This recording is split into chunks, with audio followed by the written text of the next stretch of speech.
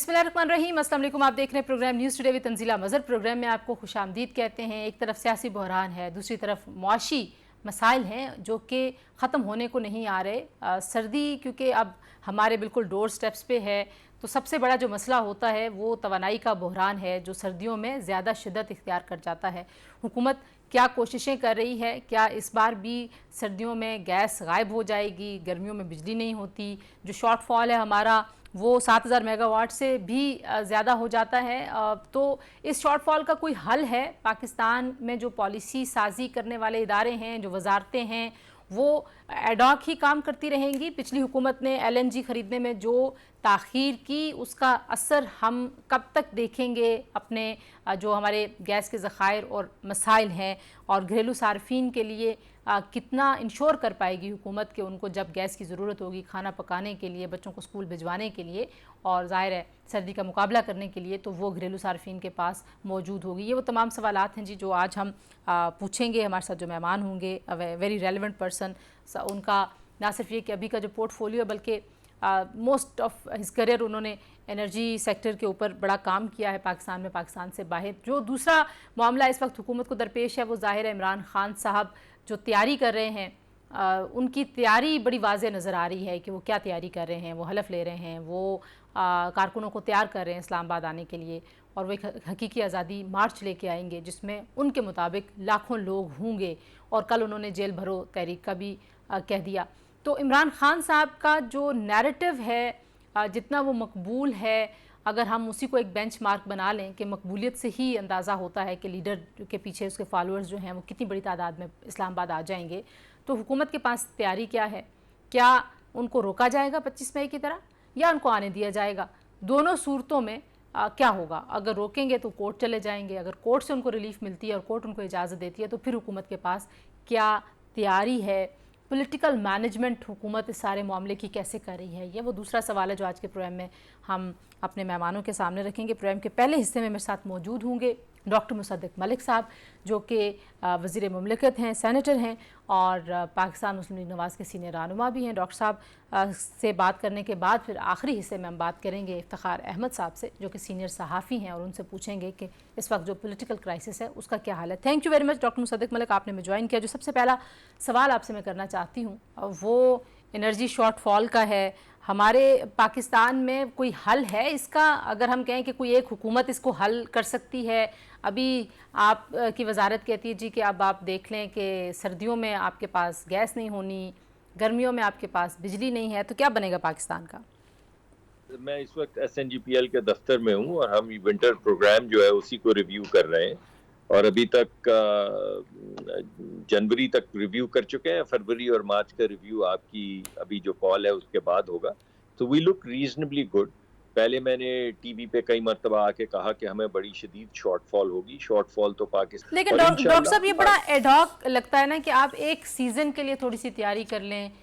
इसी तरीके से हमने पिछली हुकूमत में भी देखा था कि LNG जब आपको ज़रूरत थी या जब आप बेहतर परचेजेस कर सकते थे आपने नहीं की। अब अभी उसकी कंटिन्यूटी ही चल रही है या अब आप लोगों ने कुछ पॉलिसी अपनी तब्दील की है? देखिए, मैंने तो आपको पहले ही बताया। अभी एक तो जवाब आसान था जो आपने दे दिया कि अगर पिछली हुकूमत ने काम नहीं किया तो फिर हम क्या कर सकते हैं। जब $2 की LNG मिल रही थी, नहीं ली, 4 की नहीं ली, 6 की नहीं ली, 10 की नहीं ली, अब $40 की मिल रही है। तो आप कैसे ले सकते हैं? $40 की खरीद के हम बेचेंगे कैसे? 1 मिलियन क्यूबिक फुट गैस जो है अगर $40 की मिलेगी तो उसका खरीदार कौन है? लेकिन ये तो मैंने आपको जवाब नहीं दिया। मैंने तो जिम्मेदारी कबूल की है और आपको कहा है कि इसके बावजूद कि जब गैस खरीदी जा सकती थी हमने नहीं खरीदी, हम पूरी कोशिश करके इस मर्तबा अपनी गैस की कमी जो है उसे पूरा करेंगे। और इस वक्त जो मैं जिस चीज़ को विंटर प्लान कह रहा हूँ जो इस वक्त हम बना रहे हैं, जब आपका फ़ोन भी आया पहले तो मैं उसी मीटिंग में था और वो मीटिंग सस्पेंड करके मैं आपका ये प्रोग्राम कर रहा हूँ। उसमें हम यही देख रहे हैं कि हमने अपनी कंप्लीट विंटर प्लानिंग जो है उसके मुताबिक क्या को बहुत ज़्यादा तंगी तो नहीं आएगी। और मेरे ख्याल में आज पहला दिन है कि मैं थोड़ा सा ज़्यादा मुतमईन हूँ कि पहले तो मैं लोगों को कहता था कि अब उसी तरह विंटर गुजरेगी जैसे पिछली विंटर गुजरी है। उतने ज़खायर जितने पिछले साल हमारे पास मौजूद थे उतने हम इकट्ठे कर चुके हैं, यानी पिछले साल के मुकाबले में इस साल زیادہ تنگی نہیں آئے گی. لیکن اب میری کوشش بھی یہی ہے, خواہش بھی یہی ہے اور امید بھی یہی ہے, آج امید بھی کافی ہے کہ ہم اس مرتبہ بہتر سردیاں گزارنے کا انتظام کر پائیں گے. اس کی کوئی ٹائم لائن بھی ہے؟ مطلب سننے میں تو یہ پلان ظاہر ہے بڑا لگتا ہے کہ بیکاز ہم ہمیشہ سے یہ کہتے ہیں کہ ہمیں متبادل توانائی کے ذرائع کی طرف جانا ہے, اس کے علاوہ چارہ نہیں ہے, لیکن کوئی ٹائم لائن بھی آپ لوگوں نے طے کیا ہے کہ اتنے سالوں میں یہ سوئچ ہو جانا چاہیے؟ جی, میں نے آپ کو پہلے تو شارٹسٹ ٹرم سولوشن بتایا ہے. وہ تو میں نے آپ کو بتایا کہ انشاءاللہ الیکشن سے پہلے کئی ہزار میگا واٹ جو شمسی توانائی ہے وہ ہمارے سسٹم میں آ جائے گی. تو یہ تو شارٹ ٹرم کا ہمارا سولوشن ہے. اس کے بعد جو پائپ لائن ہم سولوشن آپ کو بتا رہے ہیں وہ انشاءاللہ 2 سال میں یہ پائپ لائنیں بچ سکتی ہیں. تو آپ اس کو مڈ ٹرم سمجھ لیں کہ سینٹرل ایشیا سے جو ہمارے آلریڈی کانٹریکٹس موجود ہیں ان کانٹریکٹس کو اگر ہم تھوڑا سا ایکسلریٹ کر دیں گے تو پائپ کے ذریعے سستی گیس جو ہے وہ پاکستان میں آنی شروع ہو جائے گی. یہ آپ مڈ ٹرم پلان اس کو سمجھ لیجئے. اور جو ہم اس وقت اپنے بلاکس ٹینڈر کر رہے ہیں جن کو 3 سے 4 سال کا عرصہ لگتا ہے بلڈ اپ ہونے میں, ایکسپلوریشن کرنے میں, اس کی سائزمک سٹڈیز کرنے میں, وہ 4 سال کے 5 سال کے بعد اضافی گیس اور پٹرول آنا شروع ہو جائے گا یا کروڈ آنا شروع ہو جائے گا. شارٹ ٹرم میں شمسی توانائی اگلے 1 سال کے اندر 2 سے 2.5 سال کے اندر ہماری پائپ گیس ٹاپی کے ذریعے جو 1.4 بلین کیوبک فٹ ہے, اور 4 سے 5 سال کے اندر جو ہم اپنے اس وقت ٹینڈر کر رہے ہیں. تو ڈاکٹر صاحب اس میں ڈیمز کا بھی بتا دیجئے کہ ڈیمز کے حوالے سے حکومت دلچسپی رکھتی ہے, کیونکہ بہت زیادہ پولیٹیکل ریٹورک میں تو ہم اس کا ذکر سنتے ہیں کہ ڈیمز بنائیں گے, ڈیمز بننے چاہیے. پچھلی حکومت نے بڑے دعوے کیے تھے. آپ لوگ کیا پلان کر رہے ہیں؟ دیکھیے, ڈیمز کے اندر اس وقت جو سب سے بڑا مسئلہ آتا ہے, آپ کو پتا ہے کہ اس وقت ڈیمز پہ کام ہو رہا ہے. کچھ ڈیمز ہمارے رن آف دا ریور ڈیمز ہیں, کچھ ہمارے ڈیمز جو ہے وہ سٹوریج ڈیمز ہیں, اور دونوں پہ بڑا مؤثر کام ہو رہا ہے اور انشاءاللہ اس کو لے کر ہم آگے چلیں گے. ان کے اوپر کوئی ایسی کنٹروورسی نہیں ہے. ان کے اوپر زیادہ مسائل جو ہیں وہ فائنینسنگ کے ہیں, کیونکہ ڈیم بنانا جو ہے اس کے لیے بڑی کثیر رقم چاہیے. ایک ڈیم بنانے کے لیے $7 بلین, $10 بلین, $6 بلین, یہ چھوٹی رقوم نہیں ہے. اگر آپ ورلڈ بینک کی پوری تاریخ دیکھ لیں تو کوئی ورلڈ بینک نے کسی کو $10 بلین کا آج تک پوری اپنی تاریخ میں لون نہیں دیا ہے. لیکن ہم پھر بھی فائنینسنگ 2 ڈیمز کی جو ہے وہ ایک واٹر سٹوریج ڈیم ہے اور ایک رن آف دا ریور ڈیم ہے. اس کی سٹوریج کافی, اس کی فائنینسنگ ہم رن آف دا ریور کی تو کر چکے ہیں انشاءاللہ, اور اس سے بہت ہمیں فرق پڑے گا آنے والے وقت میں. اس میں بھی 4-5 سال لگیں گے کیونکہ یہ سول ورکس ہوتے ہیں. آپ نے پہاڑوں میں جانا ہے, پہاڑ توڑنے ہیں, دیواریں بنانی ہیں, اور ایسی بنانی ہے کہ پانی ان میں سے نکل کے یہ ارد گرد بربادی تباہی نہ کر سکے. تو تھوڑا وقت لگے گا, لیکن آپ کی بات بالکل ٹھیک ہے. یہ میری کوتاہی ہے, میں آپ کو واٹر کے اوپر تبصرہ کرنا بھول گیا. تو واٹر ڈیمز جو ہمارے بن رہے ہیں یہ بڑا اہم حصہ ہے. ڈاکٹر صاحب ایک بریک لے لیتے ہیں یہاں پہ. آپ سے ہم نے جو سیاسی آپ کی کے مسائل ہیں, جو چیلنجز ہیں, ان کے اوپر بھی حکومت کے حوالے سے بات کرنی ہے. تو بریک کے بعد اس پہ بات کرتے ہیں. ہمارے ساتھ رہیے جی.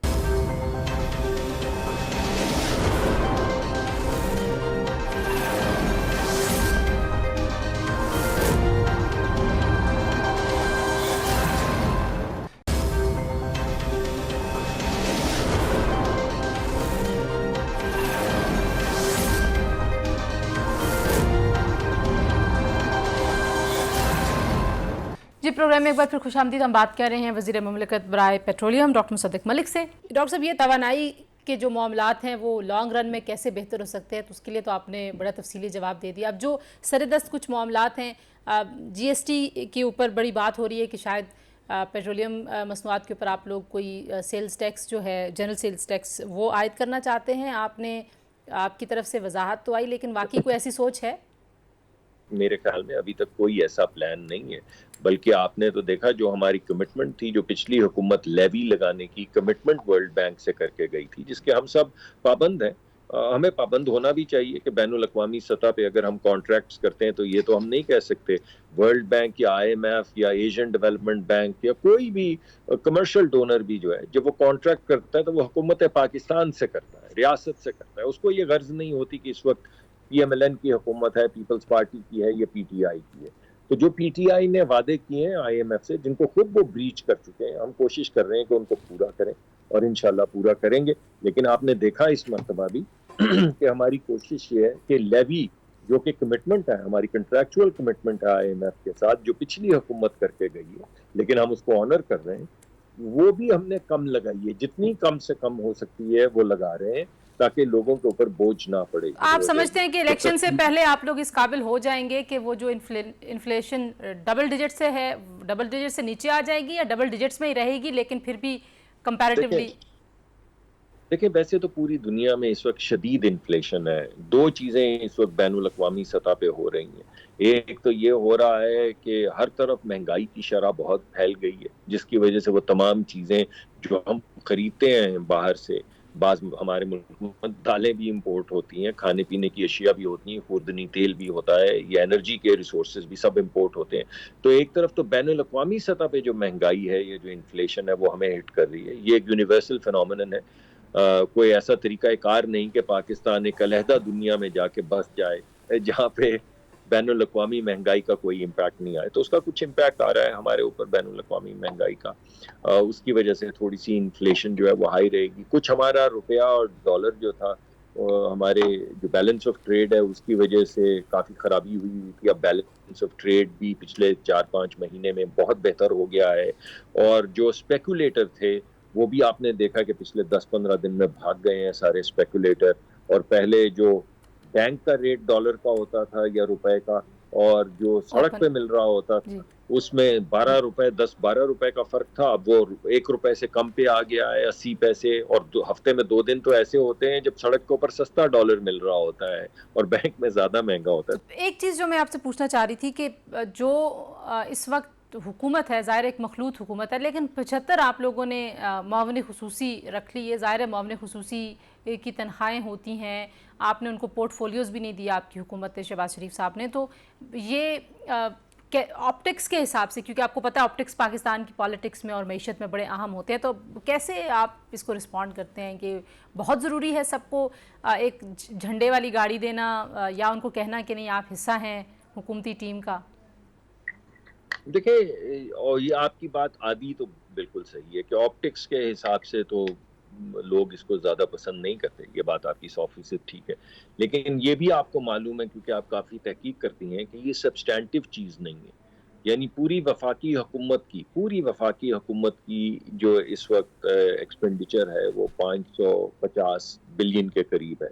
اب اس میں سے آپ کاٹ سکتے ہیں بہت زیادہ، مگر آپ کو یہ معلوم ہے کہ 2500 کے قریب تو 2500 ارب کا سرکولر ڈیٹ ہے صرف بجلی کا، 1500 ارب کا سرکولر ڈیٹ جو ہے وہ ہے گیس کا.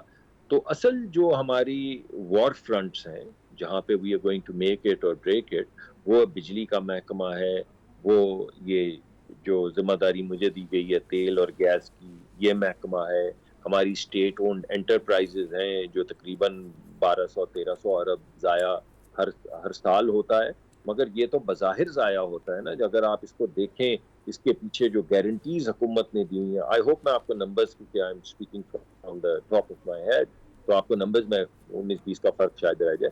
مگر بجلی کا، اور وہ تو مجھے معلوم ہے گیس کے سرکولر ڈیٹس کا، اسٹیٹ اونڈ انٹرپرائزز کا مجھے کچھ یاد پڑتا ہے شاید 500-600-700 ارب کا نقصان ان کی وجہ سے ہوتا ہے. مگر ان کے پیچھے کوئی 1 ارب 1.5 ارب کی 100 ارب کی گارنٹیز ہیں جو سرکار نے دی ہوئی ہیں، تو ان کو بھی آپ ایڈ کر لیں. تو اس کی وجہ سے 5 ایکسٹرا گاڑیوں کا بوجھ نہیں ہونا چاہیے. اس کے آپٹکس اچھے نہیں ہیں. پولیٹیکل مینجمنٹ بھی بتا دیجئے. عمران خان صاحب کے بارے میں آپ لوگ بڑی دھواندار پریس کانفرنسز تو کرتے ہیں، لیکن جو مبصرین ہیں، میں صرف پرو پی ٹی آئی مبصرین کی بات نہیں کر رہی، جو نیوٹرل بھی ہیں، وہ یہ سمجھتے ہیں کہ خان صاحب اپنی مقبولیت کے عروج پر ہیں.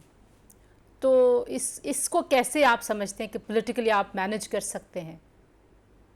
دیکھیں، ایک تو آپ کو بڑا کلیئرلی پتا ہے کہ جس طرح کی سیاست وہ کر رہے ہیں، اگر اس کی وجہ سے تھوڑی پاپولیرٹی آپ کو ملے بھی تو اس کا ریاست کو کیا نقصان ہوتا ہے. پاپولیزم تو بڑی نفرت بیچنے سے آسان چیز کیا ہے.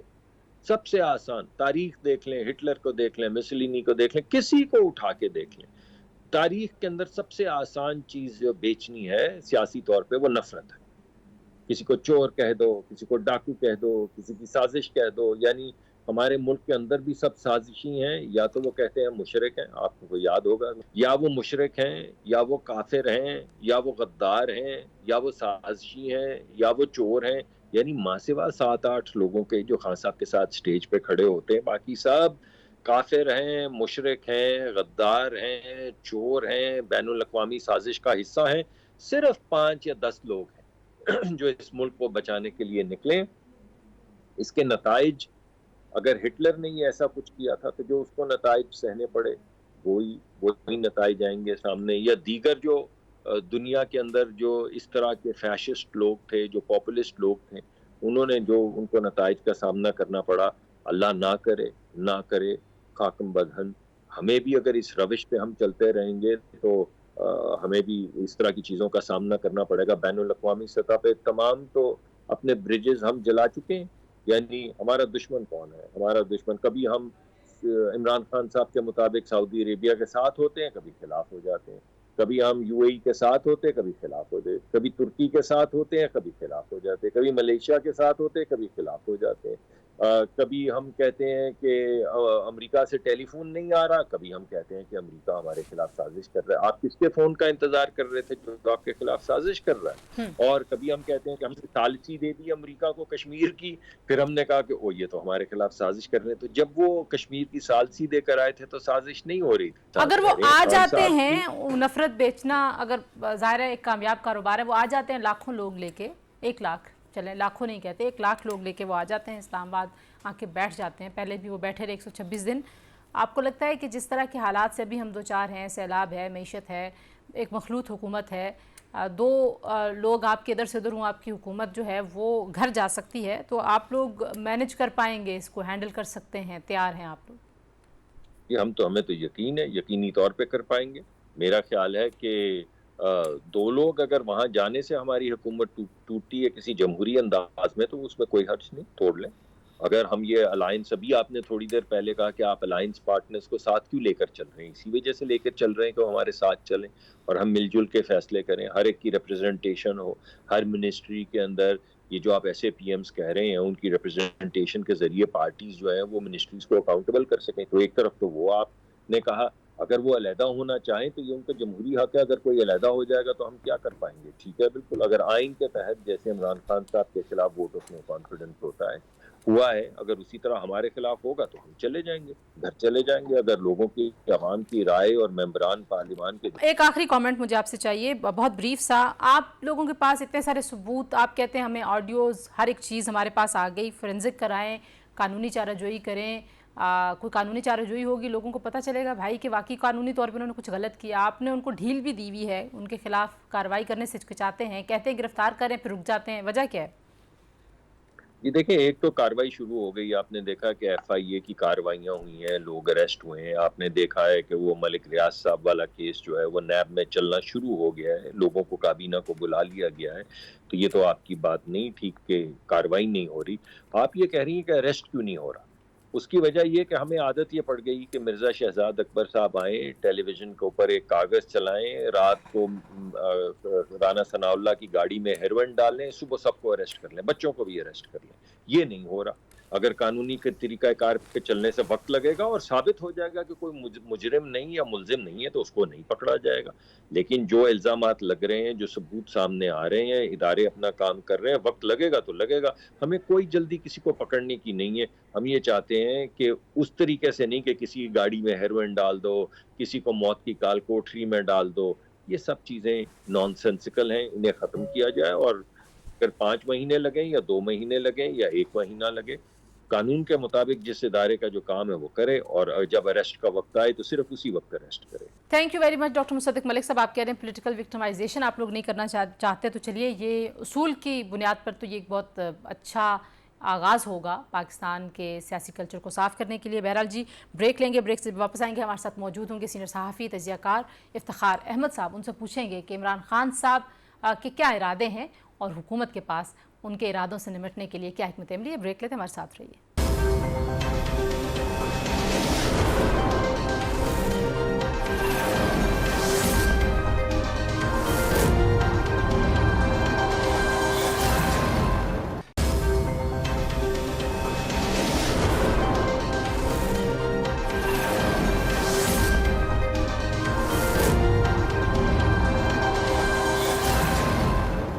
जी, प्रोग्राम में एक बार फिर आपको खुशामदीद कहते हैं। हमारे साथ मौजूद हैं पाकिस्तान के renowned journalist analyst Iftikhar Ahmed साहब। इफ्तिखार साहब, बहुत शुक्रिया आपने हमें वक्त दिया। इफ्तिखार साहब, जो सबसे पहला सवाल आपके सामने रखना चाहती हूँ वो इमरान खान साहब के हकीकी आज़ादी मार्च के लिए जो माहौल बन रहा है और साथ साथ जो उनके ऑडियो लीक्स आ रहे हैं, एक नहीं दो नहीं 4 ऑडियो लीक्स आए, साइफर के हवाले से 3 पार्ट्स आ चुके हैं और कल फिर हॉर्स ट्रेडिंग की एक ऑडियो भी आई। तो पहले तो इन ऑडियोज़ के हवाले से बताएं कि इमरान खान साहब एक्सपोज हो रहे हैं आपके ख्याल में और उनकी मकबूलियत पे इसका कोई असर पड़ रहा है? मेरा नहीं ख्याल कि इमरान खान को कोई एक्सपोज कर सकता है। जो शख्स पिछले 20-22 साल में नहीं लोगों को समझ आई, तो इन ऑडियोज़ की वजह से तो लोगों को समझ नहीं आएगी। जो थे उसके लिए काम करने वाले और जिन्होंने ये प्रोजेक्ट शुरू किया, उन्होंने इस प्रोजेक्ट को इंतहा तक पहुंचाया है। जिसको उसने मुतासर करना है, उसने 55 जलसों में उनको मुतासर कर लिया और 55 जलसे को कम नहीं होते हैं। पाकिस्तान की तारीख में एक पॉलिटिकल पार्टी ने इतने कम अरसे में इतने तादाद में जलसे नहीं किए। तो आखिरी जलसा उसका कल था, उसमें उसने जेल भरो तहरीक का ऐलान किया है और उसका कहना है कि जो उसके पास रिपोर्ट्स हैं, अपने उसके जो अपने अदारे हैं खुफिया, ये 70,000 की कैपेसिटी है। तो मेरे लोग तो लाखों की तादाद में गिरफ्तारी देने को तैयार बैठे हैं। तो उसने तो एक नया सवाल पैदा कर दिया आप जैसे पढ़ लिखे लोगों के लिए कि आप बताएं कि अगर आपकी जेलों में पहले से 70,000 कैदी हैं और उनकी कैपेसिटी 70,000 की है, तो उसके जो लाखों लोग गिरफ्तारी देने आएंगे उनका आप क्या करेंगे? पहले तो आप उसको इस सवाल का जवाब दें ना, और फिर आगे कोई और सवाल कीजिए। लेकिन वो अचीव क्या करना चाहते हैं? मतलब वो अगर जेल भरो तहरीक भी है तो वो अपने एक दोस्त की जंग लड़ रहे हैं, उसकी दोस्ती निभा रहे हैं। उस दोस्त ने भी इनके साथ दोस्तियां निभाई हुई हैं, उसकी जंग लड़ रहे हैं, दोस्ती निभा रहे हैं और टाइम फ्रेम के अंदर ये दोस्ती का नतीजा अगर निकला है दोस्ती निभाने के पॉजिटिव, तो ये जीत गए। और अगर वो न निकले तो फिर ऐसा ऐसा ये असेंबलियों का रुख करेंगे ताकि वहाँ पे जाके सिस्टम को ड्रिल करें जब तक इस मुल्क में इंतखाबात नहीं होते। तो आपको लगता है कि लॉन्ग मार्च एक्चुअली वो हकीकी आज़ादी मार्च करना चाहते हैं, इंतखाबात के लिए नहीं करना चाहते बल्कि वो किसी अपॉइंटमेंट के लिए करना? मैंने लफ्ज़ को अपॉइंटमेंट का नहीं इस्तेमाल किया, ये लोग आप अपने पास से रहे। मैंने कहा एक दोस्त जिसने उनके साथ दोस्ती निभाई, वो असद उमर भी हो सकता है, वो फवाद चौधरी भी हो सकता है, वो शेरी मज़ारी भी हो सकती है बेचारी जिसकी मेंबरशिप रह गई है और कल अपना एक खातून ने हल्फ भी ले लिया कौमी असेंबली का, वो भी तो हो सकता है ना। तो उनको बचाने के लिए कोशिश कर रहे हैं। तो आप देखें ना, इंतखाबात हो जाके कानूनी तौर पे अगस्त में होंगे, तो इतनी लंबी तो कोई भी कोई तहरीक चलाने की नहीं पोजीशन में होता ना कि अगस्त अगले साल अगस्त तक सड़कों के ऊपर जुलूस निकालता रहे। तो ज़्यादा से ज़्यादा यही प्रेशर है। अगर ये बन गया प्रेशर और उनकी बात किसी ने मान ली तो ठीक है, नहीं तो फिर वो असेंबली में ऐसे ऐसे जाना शुरू कर देंगे। लेकिन आपने देखा होगा कि सोशल मीडिया पे बड़ी बहस हुई, जो इमरान खान साहब हलफ ले रहे हैं और साथ में उन्होंने फिर ये भी कह दिया कि मैं अगर 6,000 बंदा वो कह रहे हैं फॉर एग्जांपल हर डिस्ट्रिक्ट से आएगा तो हम कैलकुलेट कर लेते हैं 1 लाख बंदा वो ले आते हैं, लेकिन वो कहते हैं मैं जिम्मेदारी नहीं लूँगा कि अगर कोई पार्लियामेंट पे हमला करता है, सुप्रीम कोर्ट पे करता है, PTV पे करता है। तो ये भी आपको लगता है कि इसको धमकी समझा जाए हुकूमत की तरफ से? नहीं, धमकी नहीं समझा जाए। उन्होंने बताया है, उन्होंने आपको मुतनब्बे किया है, धमकी कैसे होगी? वो तो आपको बता रहे हैं कि भाई मैंने इतने लोग इकट्ठे करने लाखों के, उनमें से कोई आदमी जज्बाती तौर पे कुछ कर दे तो मेरे पे ना डालिएगा कल, वो ये कहना चाह रहे हैं।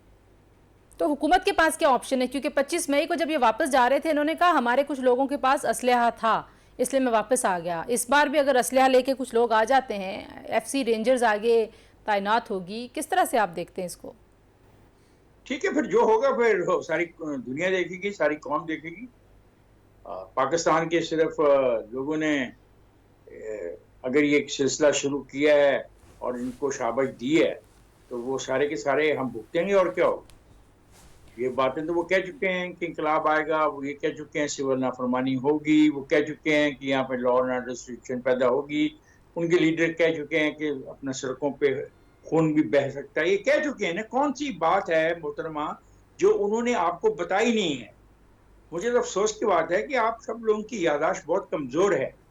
انہوں نے ہر بات آپ کو بتا دی ہوئی ہے، اپنے تمام عزائم سے آپ کو آگاہ کر دیا ہوا ہے. آپ سے مراد حکومت وقت کو اور انتظامیہ کو آگاہ کر دیا ہوا ہے کہ وہ کیا چاہتے ہیں، کس طرح کرنا چاہتے ہیں. اب آپ ان سے کیا اور توقع کرتے ہیں وہ کیا کریں آپ کے ساتھ تعاون؟ وہ تعاون تو کر رہے ہیں. حکومت کے پاس کیا کتنا آپشن ہے تعاون؟ اب حکومت اگر ان کو اس ساری بات سے جو آپ کہہ رہے ہیں خون بہہ سکتا ہے، انہوں نے یہ بھی کہا میں ذمہ داری نہیں لیتا ہوں. ظاہر ہے اگر اسٹیٹ اپنی رٹ استعمال کرتے ہوئے ان کو ان سارے اقدامات سے روک دیتی ہے، پہلے جیسے 25 مئی کو رانا ثناء اللہ صاحب نے بہت زیادہ پری ایمپٹ کیا تھا، اس دفعہ بھی پری ایمپٹ کرتے ہیں تو بھی ان کے لیے مصیبت ہے. اگر نہیں کرتے ہیں تو بھی ان کے لیے مشکل ہے. تو حکومت کو کیسے آپ دیکھ رہے ہیں؟ How they can handle this? یا وہ ہینڈل کر پائیں گے، کر رہے ہیں؟ کیا ریاست اگر جتھوں کو قابو کرنے کی صلاحیت نہیں رکھتی اور وہ ریاستی ادارے جن کی یہ ذمہ داری سالہ سال سے ہے اور وہ یہ ان کو نہیں روک پاتے تو پھر یہ افسوس کا عمل ہوگا یا نہیں ہوگا؟ تو اس پہ ظاہر ریاستی اداروں کو بھی تو حکومت وقت نے بلانا ہے، اور حکومت مخلوط حکومت ہے جس کے اندر دو رائے ہیں. ایک ایگریسو طریقے سے ڈیل کرنے کی رائے ہے، دوسرا تھوڑی سی جھجک اور لچک دکھانے والی ہے. اس کو آپ کیسے دیکھتے ہیں؟ اچھا ہے، پھر ٹھیک ہے. یہ آپس میں فیصلہ نہیں کر پائیں گے، وہ انشاءاللہ پہنچ جائیں گے پارلیمنٹ کے اندر، اور ممکن ہے کہ وہ ٹیک اوور کر لیں آپ کا یہ جو سارا کا سارا انتظامی ڈھانچہ نہیں ہوتا جو دفتروں میں بیٹھا ہوتا ہے، جو منسٹریز ہوتی ہیں، جو آپ کے ڈپارٹمنٹس ہوتے ہیں، ان کے جو دفاتر ہوتے ہیں، ان کو جا کے وہ ٹیک اوور کر سکتے ہیں. اور ان کے پاس پڑھے لکھے لوگ بھی ہیں، نوجوان بھی ہیں، وہ جانتے بھی ہیں کہ کس محکمے کو کیسے چلانا ہے. تو وہ جو پرانے لوگ ہیں جو سفارشی بھرتی کی تھی ماضی کے حکمرانوں نے، ان کو وہ نکال کے باہر پھینک سکتے ہیں اور نوجوانوں کو وہاں پہ بٹھا سکتے ہیں اور ایک انقلابی حکومت کا اعلان ہو سکتا ہے. اس میں کون سی نئی بات آپ کو نظر آ رہی ہے؟ جب آپ کہہ رہی ہیں کہ کنفیوژن ہے تو کنفیوژن میں تو پھر ان کو آگے جانے کا موقع ملے گا. میں تو صرف یہ چاہتا ہوں نا کہ خون خرابہ نہ ہو، کوئی جھگڑا نہ ہو، کوئی کسی کا نقصان نہ ہو، کسی کا بچہ نہ اپنا جان سے ہاتھ کھو بیٹھے. یہ تو لوگ جو لیڈرز ہوتے ہیں یہ تو کبھی بھی نشانہ نہیں بنتے. تو آپ کو لگتا ہے کہ خان صاحب جتنے اتھارٹیرین جتنے بھی رجیمز کی باتیں کرتے ہیں یا لیڈرز کی جو ان کے رول ماڈلز ہیں، ان کو دیکھتے ہوئے آپ سمجھتے ہیں کہ وہ اس طرح کا ایڈونچر کر سکتے ہیں کہ he can actually take over یا he can think of taking over? انہوں نے کس چیز کا حلف لیا ہے جس کا آپ حلف کا کوئی تذکرہ کر رہی تھی؟ آپ نے حلف سنا ان کا؟ جی سنا ہے. کیا کہا انہوں نے حلف میں؟ انہوں نے کہا ہے کہ آپ ہر طرح کے حالات میں میرا ساتھ دیں گے اور آئین کو بحال کروائیں گے اور جمہوریت کی اصل شکل جو میں لانا چاہتا ہوں اس میں میرا ساتھ دیں گے. جمہوریت کی جو شکل وہ لانا چاہتے ہیں کیا وہ آئین پاکستان میں لکھی نہیں ہوئی ہے؟ جمہوریت کو آئین پاکستان میں ڈیفائن نہیں کیا جا چکا ہوا؟ نہیں تو جہاد کا اعلان بھی وہ کر سکتے ہیں کیا؟ قانونی طور پہ تو نہیں ہے، ریاست کر سکتے. کس چیز کا جہاد؟ کس کے خلاف؟ چوروں کے خلاف، کرپٹ لیڈرز کے خلاف، کرپٹ نظام کے خلاف. تو اگر ان کے پاس لوگ ہیں اور لوگ واقعی اتنی بڑی تبدیلی چاہتے ہیں، اصل میں یہ لوگ متاثر ہیں مصر کے انقلاب سے جی، اور ان میں سے کچھ لوگ متاثر ہیں انقلاب فرانس سے. تو انقلاب فرانس کے بعد نیپولین کے آنے تک جو حالات اور واقعات رہے وہ کتابوں میں لکھے ہوئے ہیں، اگر وقت ہو تو یہ پڑھ لیں. اور جہاں تک مصر کے انقلاب کا تعلق ہے وہ بھی آپ کے سامنے ہے کہ اس کے انجام میں کیا ہوا تھا. تو آخر میں آپ سے یہ پوچھنا چاہتی ہوں کہ خان صاحب جو ہیں وہ اسٹیبلشمنٹ سے ان کو کوئی ابھی بھی سپورٹ ملنے کے امکانات آپ کو نظر آتے ہیں؟ وہ بار بار کہتے ہیں، شاید وہ تاریخ کا اعلان بھی اسی لیے نہیں کرتے، کہہ رہے میں اچانک آ جاؤں گا. آپ کو لگتا ہے کہ ابھی وہ ونڈو انہوں نے اوپن رکھی ہوئی؟ میں نہیں سمجھتا کہ پاکستان کا نظام چلانے والے ادارے کوئی ایسی حرکت کرتے ہیں یا کر رہے ہوں گے یا سوچ سکتے ہیں جس میں ریاست کو نقصان پہنچے. بیکاز مجھے اپنے آئینی اداروں کے اوپر یقین کامل ہے کہ وہ ایسا نہیں ہونے دیں گے کہ کوئی جتھا آ کے پاکستان کے نظام کو تلپٹ کر دے اور پاکستان کی تمام جو اقتصادی صورتحال میں جو پہلے ہی ایک بہت بڑی خرابی ہے اس خرابی میں اور خرابی کی وجہ بن جائے اور لوگوں کے لیے اور تکلیف کی وجہ بن جائے اور جمہوریت کو ڈریل کرنے کی कोशिश करे, मेरा नहीं ख्याल। अदालत ने पहले भी उनको रिलीफ दिया था, जब हुकूमत उनको मना कर रही थी तो सुप्रीम कोर्ट ने कहा कि नहीं आप इनको इजाज़त दें। इस बार अगर कहीं पे उनको रोका जाता है और राना सनाउल्लाह कहते हैं हम नहीं उनको दाखिल होने देंगे इस्लामाबाद में, दोबारा कोर्ट चले जाएंगे, कोर्ट्स को किस तरह से आप रोल प्ले करता हुआ देख रहे हैं जिस तरह से रिलीफ मिलता रहा खान साहब को? अगर कोर्ट्स कन्विंस हैं कि उनका अमल जो है वो रियासती ढांचे को तबाह नहीं कर रहा और उस तबाही का वो सामना उनको खुद नहीं करना पड़ेगा किसी स्टेज पे, तो फिर कोर्ट्स जो चाहे फैसला कर ले। क्या कोर्ट्स ऐसा फैसला कर सकती हैं कि किसी जत्थे को इजाज़त दें कि वो किसी जगह पे दाखिल होकर टेक ओवर कर दे? क्या कोर्ट्स खुद इजाज़त देंगी उनके खिलाफ जो लोगों के ज़हनों में सोच है इस मुल्क में इंसाफ नहीं मिलता, गरीबों को इंसाफ नहीं मिलता, बराबरी का इंसाफ नहीं मिलता? तो ये भी तो एक सोच है ना, और ऐसी सोच रखने वाले लाखों लोग पाकिस्तान में मौजूद हैं। अगर वो जत्थाबंदी करके किसी दिन हक मांगने के लिए इन अदालतों के पीछे पड़ जाएं और इनका घेराव कर लें, तो क्या ये अदालतें उस वक्त उनको इसकी इजाज़त दे देंगी कि ये चूँकि ज़्यादा तादाद में ज़्यादा हैं और ये बात भी सही कह रहे हैं कि लोगों को इंसाफ नहीं मिलता, और ये भी हकीकत है कि लाखों से ज़्यादा मुकदमात पेंडिंग पड़े हुए हैं मजिस्ट्रेट की अदालतों में, सिविल जजों की अदालतों में, सेशन कोर्ट्स के अंदर, हाई कोर्ट्स के अंदर, सुप्रीम कोर्ट के अंदर, तो इनका मुतालबा बिल्कुल जायज़ है। कहीं ना कोई तो नाइंसाफ़ी हो रही है, तो फिर इनकी ये बात ठीक कर रहे हैं, तो फिर वो जो जत्था होगा तो वो जत्था भी तो मुतालबा करेगा, फिर उस जत्थे का भी मुतालबा मान लिया जाए। Thank you very much Iftikhar साहब, वेरी पर्टिनेंट पॉइंट जिस पे हम क्लोजिंग करें जी, कि क्या रियासत जत्थों को इजाज़त देगी कि रियासती इदारों को, रियासत के उमूर को यरगुमाल बना लें आके जत्थे, और अगर एक मिसाल कायम हो गई तो फिर ये सिलसिला कभी नहीं रुकेगा और रियासत का नुकसान होगा। आज के लिए इतना जी, अपना बहुत सारा ख्याल रखिए, इंशाल्लाह कल मुलाकात होती है। अल्लाह हाफिज़।